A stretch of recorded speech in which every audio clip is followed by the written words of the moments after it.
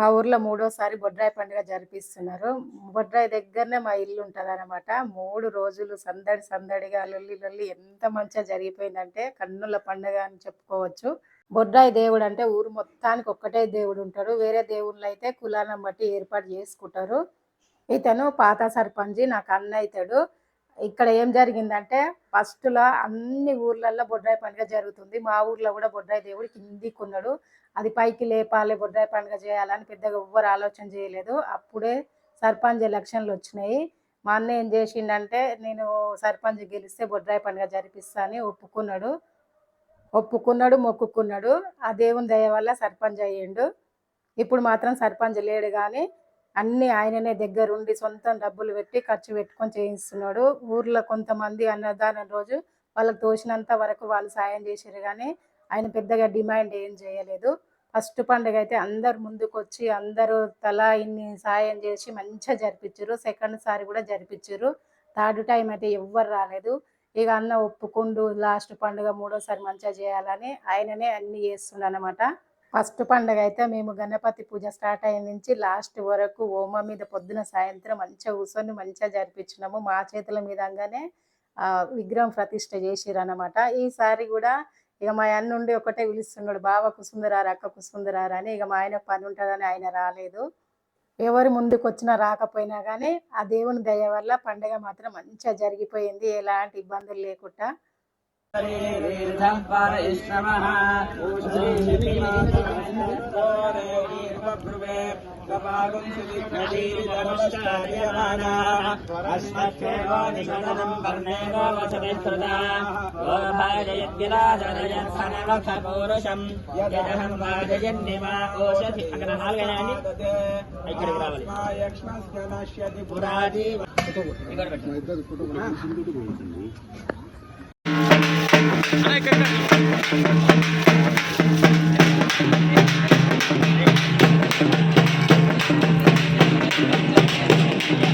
ఈమె మా ఆడబిడ్డ, పేరు రాణి. ఊర్లోనే ఇచ్చినాము. ఊర్లో ఆడబిడ్డలు ఉంటే ఇక ఆమె మన ఇంటికి వచ్చి నీళ్ళు పోయాలి, మళ్ళీ వాళ్ళ ఇంటికి పోయాలి, మళ్ళీ మన ఇంటికి వచ్చి బోనం ఎత్తుకోవాలి. పాపం మా ఆడబిడ్డ అయితే అక్కడే తిరిగింది. ఏం చేస్తాం మరి, తప్పలేదు. ఒక్కతే ఆడబిడ్డే, ఆమెని ఊర్లు ఇచ్చారు. ఒకే రోజు పండుగ అయితే ఇక ఆమె ఇంటికాడ పండుగ ఉంటుంది, మా ఇంటికాడ పండుగ ఉంటుంది. మాకేం ఆడపిల్లలు లేరు, అందుకని ఆమెనే వచ్చింది, నీళ్లు పోసిపోయింది. మళ్ళీ తర్వాత వచ్చి బోనం ఎత్తుకుంది అనమాట. ఇంకా అయ్యగారేమో ఆడపిల్లలు లేని వాళ్ళు కూడా అందరు పోయొచ్చమ్మ అన్నారు. నేను కూడా పోసిన. ఎందుకో నాకు బోనం చేసి నేను ఎత్తుకున్న దానికన్నా మా ఆడబిడ్డకి ఎత్తితే నాకు ఎందుకో అదొక తృప్తి అనిపిస్తుంది. మీరేమంటారు? ఫస్ట్ బొడ్రాయి పండుగకైతే అందరు ఒడిబియ్యాలు పోసుకున్నారు, మేము పోసుకున్నాము, మా ఆడబిడ్డకు కూడా పోసినాము. వేరే ఊరు వాళ్ళకు పోయొద్దు, ఊర్లో ఉన్న వాళ్ళకి పోయొచ్చు అంటే పోసినాము.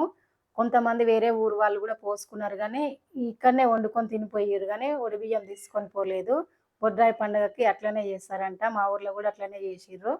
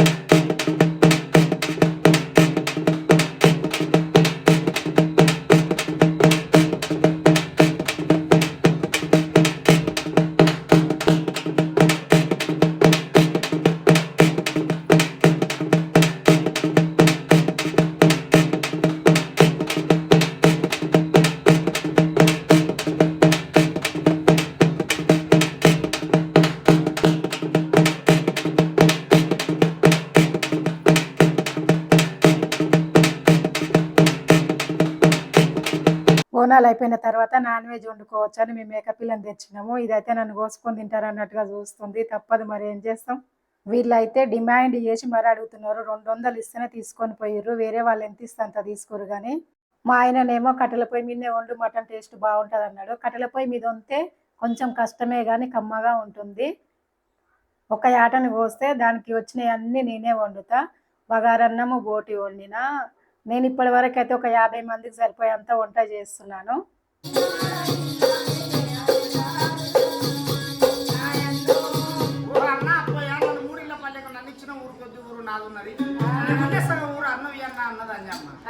ఏరా కాదంటే నా శల్య దుఃఖపోతుందని 10 ఊళ్ళు శల్యకు ప్రపంచం ఇచ్చి 5 ఊళ్ళు ఒక గ్రాణం ఇచ్చుండు పెద్దోడప్పయ్య.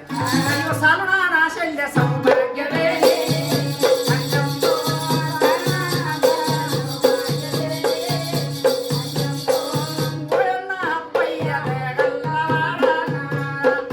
పొద్దున్న నుంచి ఎవరో ఒకరు లైట్గా వస్తూనే ఉన్నారు అడుక్కునే వాళ్ళు. వీళ్ళు వచ్చిర్రు, అప్పుడే మేము వంటలు చేస్తున్నాము. ఆకలి అవుతుందమ్మా అన్నం పెట్టా అన్నారు. పాపం అని వేడి వేడిగా తీసి పెట్టిన. ఆ బాబు అయితే వండంగానే ఉడుకుడికి మనకే పెట్టిందమ్మ, కమ్మగా ఉందని మస్తు మురుస్తున్నారు. మనం ఏ దానం చేసినా చాలని మాత్రం ఎవ్వరు అనరు. అదే ఆకలితో ఉన్న వారికి అన్నం పెడితే కడుపు నిండంగానే చాలా అంటారు. ఆ తృప్తే వేరు. మొన్న ఒకరు కామెంట్ పెట్టిర్రు, నువ్వు ఫంక్షన్లోకి పోయి ములగ బొక్కలు తింటావు, ఇంట్లో వాళ్ళకి పప్పు వండి పెడతావా అని. అవును, నాకు ములగ బొక్కలు అంటే చాలా ఇష్టము. ఎక్కువ ముక్కలు వేయకపోయినా ఒక్క ములగ బొక్క వేసినా కానీ తృప్తిగా కడుపు నిండా భోంచేసి వస్తాను. నాకే కాదు, మీలో ఎంతమందికి ములగ బొక్కలు అంటే ఇష్టమో నాకు కామెంట్లో చెప్పండి. అరే, ఊరి పేరు చెప్పకపోతే ఎట్లా? ఊరు లోయపల్లి, మండలం మంచాల, జిల్లా రంగారెడ్డి, తెలంగాణ. సర్పంచ్ అన్న పేరేమో నరసింహ, వదిన పేరు అనిత.